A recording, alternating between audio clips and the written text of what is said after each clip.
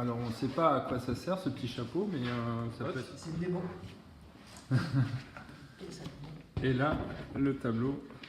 Et c'est plus un objet. Voilà, c'est utile. À quel moment l'objet... Et c'était l'idée aussi de ces multifonctions de polyvalence de certains objets, de dire que peut-être c'est aussi un casier athlétique, un accroche vélo, un accroche...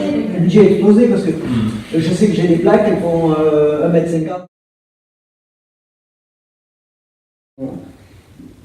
Donc il y a un certain équilibre qui se crée. Il y a un équilibre entre les heures et les marges fournitures. Ouais, c'est ça, donc, Oui, mais ça revient aussi à dire qu'on va mettre des contraintes. C'est ça. mais c'est ça. Oui, mais là, c'est des contraintes de genre cahier des charges classiques, construction de hauteur, tout ça. C'est là-dessus qu'il ne faut pas céder, à mon avis. C'est là-dessus que moi, c'est 20 cm et c'est pas 22, quoi. Voilà. En revanche, en partant d'un bloc, à partir duquel, d'un bloc, l'artisan peut s'amuser un peu, parce qu'il peut avoir une sorte de marge. Presque d'être spécifique à chaque projet, mais on peut peut-être trouver des clés, des joints qui permettent à chacun de savoir à peu près où on en est dans la justesse d'un prix, et d'un prix d'achat et d'un prix de vente pour le fabricant. Donc on peut peut-être trouver des trucs. Ouais, bah attends. Quand on a fait le travail des artisans de Lumière l'année dernière, on avait finalement dans un cours, dans un atelier de discussion, on a défini des modèles.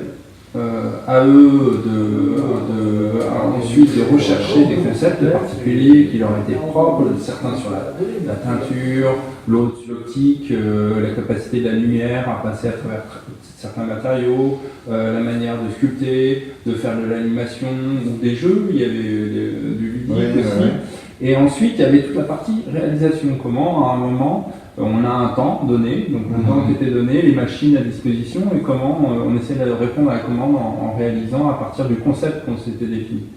Mais si chaque étape n'est pas définie, on n'a pas la possibilité d'aller jusqu'au bout. On travaille sur la modularité, ça leur permet quand même d'avoir un base d'expansion sur un dessin qui est relativement ouvert, qui a encore des adaptabilités, des transformations et de l'appropriation.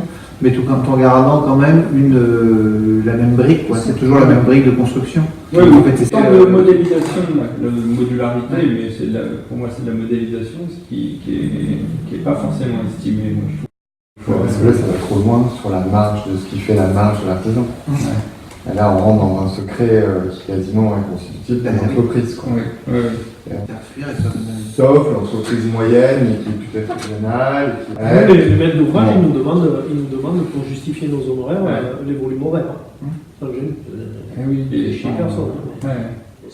Et c'est là que la collectivité mandataire doit être commanditaire, doit être habile. C'est-à-dire que là, il ne faut pas qu'elle se serve de ça pour commencer à organiser une concurrence entre les artisans locaux.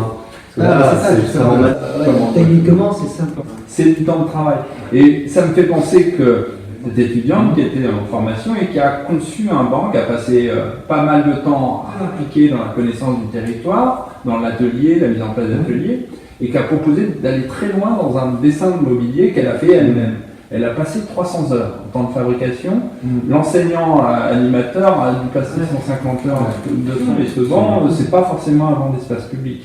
Et j'ai essayé de vous faire comprendre à un moment qu'on est dans un tel ouvrage que là on est sur du mobilier artistique qui doit être protégé dans un enclos. Donc là c'est la chambre des métiers et qui va amorcer une discussion sur du mobilier qui doit en même temps être assez grossier et respecté. Les containers, les caches-poubelles de la Guépie, si on les met sur un site de pleine nature, on imagine au Sodibou, là où tout le monde se stationne n'importe comment pour aller elle risque d'être abîmée, quoi. Non, là je sais que je ne les fais pas pareil. Voilà. Alors qu'à la Guépie, elles ont toute leur pertinence parce qu'elles sont dans une logique patrimoniale. En fait, on se met, on n'a pas forcément les médias ou les outils de l'espace, c'est-à-dire les gens ils savent pas, oui, mais je sais pas dessiner, ben on y va. On y va, on prend un carton qui simule la poubelle et puis on s'y met dedans. On dit, ah mais si on la met là, c'est con parce qu'elle est à côté de la porte. On peut travailler sur l'appropriation, parce qu'en fait, tu dis, en fait, l'entreprise, elle vient soit partenaire à l'exécution, soit avec les habitants, s'ils veulent compenser, exécuter la fabrication. Positionner l'endroit où on aurait la tablée en tondant l'herbe à la forme de la tablée sur son positionnement. Là et le Hermann Beignes on la positionne, les troncs on les positionne là, un panneau avec le Fab Lab, une impression, voilà. Comme ça, ouais. Et puis on le fixe à 2 piquets, finalement prototyper quand même le site et la séparation avant de lancer le vrai marché de travaux.